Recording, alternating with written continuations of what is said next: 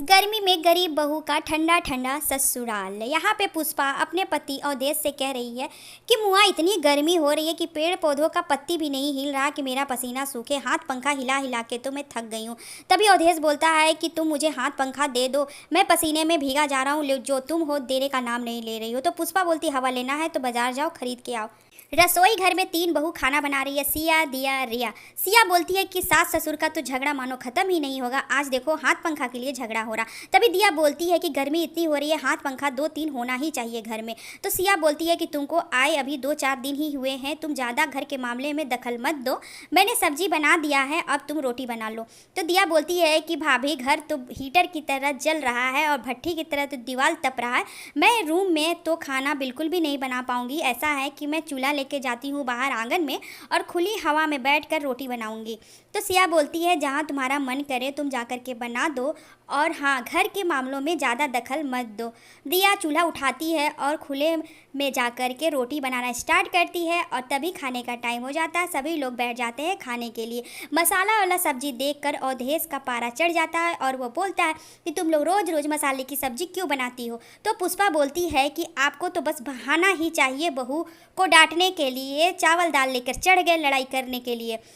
पुष्पा बोलती सिया बोलती है घर में दाल नहीं था इसीलिए मैंने मसाले वाली सब्जी बनाई। तभी राहुल बोलता है कि तुम लोग के जिम्मे घर का काम है वो भी ढंग से नहीं होता है, कभी कुछ गड़बड़ करते हो कभी कुछ गड़बड़ करते हो। तो पुष्पा बोलती है तुम लोग बाहर काम करने जाते हो तो बहू लोग भी घर में बैठी नहीं रहती है, जो घर का काम रहता है वो लोग भी सारा दिन करती ही रहती है, उन लोगों को भला बुरा मत बोलो, तुम लोग मेहनत करते हो तो बहुएं भी बैठती नहीं है।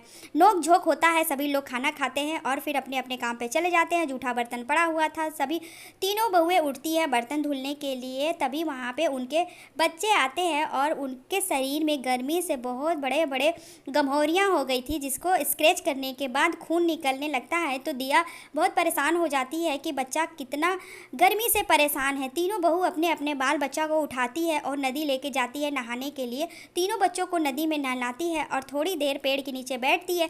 तभी वहाँ नीम का पका हुआ फल गिरता है। तो सिया बोलती है कि नीम का पका हुआ फल खाने में बहुत अच्छा लगता है। तो दिया बोलती है कि भाभी नीम की पत्ती को अगर पीस कर शरीर पे लगाया जाए तो फूड़े फुंसियाँ भी सही हो जाती है। आते वक्त थोड़ा सा पत्ती लेकर के आती है बहू और फिर उसको सिलबट्टे पर पीस कर अपने बेटे के ऊपर लगाती है। तो अगले दिन उसका सारा गम्होरी ख़त्म हो जाता है। वो खुश होकर के नाचने लगता है कि वाह मम्मी, तुम्हारा नुस्खा तो काम कर गया और मेरी सारी गम्होरियाँ सही हो गई। तभी अवधेश बोलता है कि बेटा, जैसे जुगाड़ लगा के बच्चे का गम्होरी सही किया वैसे जुगाड़ लगाकर इस गर्मी का भी कुछ उपाय करो। इतना कहते ही सभी लोग अपने अपने काम पे चले जाते हैं। तीनों बहू जाती है जंगल, घर में चूल्हा जलाने के लिए लकड़ी नहीं था। जंगल का हालत देखकर सिया बोलती है कि इतनी गर्मी हो रही है कि सारा पेड़ सूख गया है और पत्तियां तो देखो कैसे सूख सूख कर उड़ रहे हैं। तो दिया बोलती है कि भाभी, इन पत्तियों को बटोर कर हम लोग घर ले चलते हैं, इससे चूल्हा बहुत अच्छा जलेगा और खाना भी फटाफट बनेगा।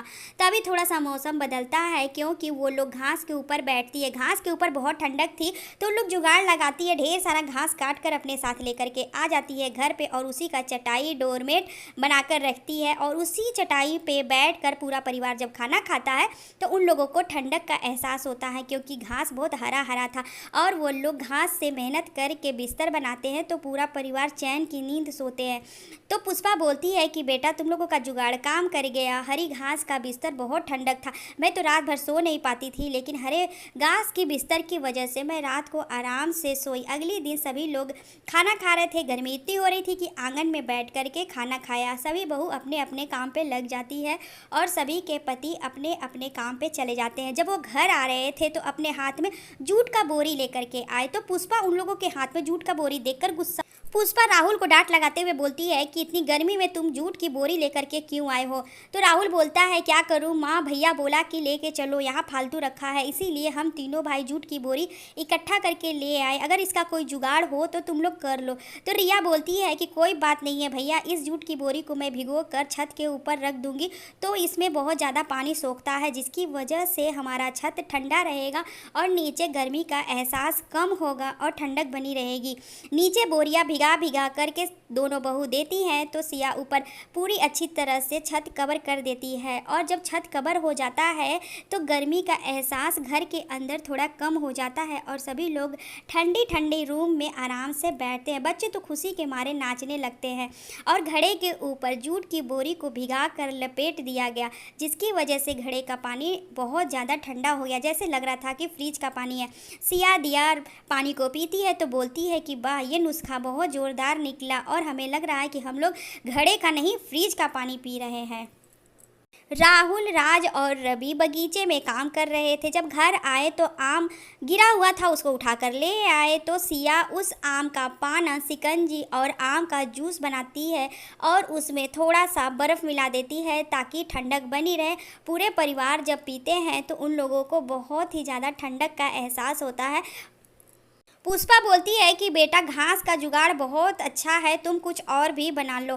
तभी ससुर जी के पैर में जलन हो रही थी तो दिया ससुर जी के नाप का घास का चप्पल बनाती है। बनाने में 1 घंटा लगता है लेकिन उसकी मेहनत रंग लाती है। ससुर जी जब वो घास की चप्पल पहनते हैं तो बहुत खुश होते हैं और अपनी बहू को शाबाशी देते हैं कि तुम्हारा नुस्खा बहुत अच्छा है बेटा, इसकी वजह से मुझे पैरों में ठंडक का एहसास हो रहा है। बिस्तर, तकिया, चादर, डोरमेट और छत को भी घास से कवर कर दिया। पूरे परिवार घास के छत के नीचे भीषण गर्मी में ठंडक का एहसास कराता है घास का जुगाड़।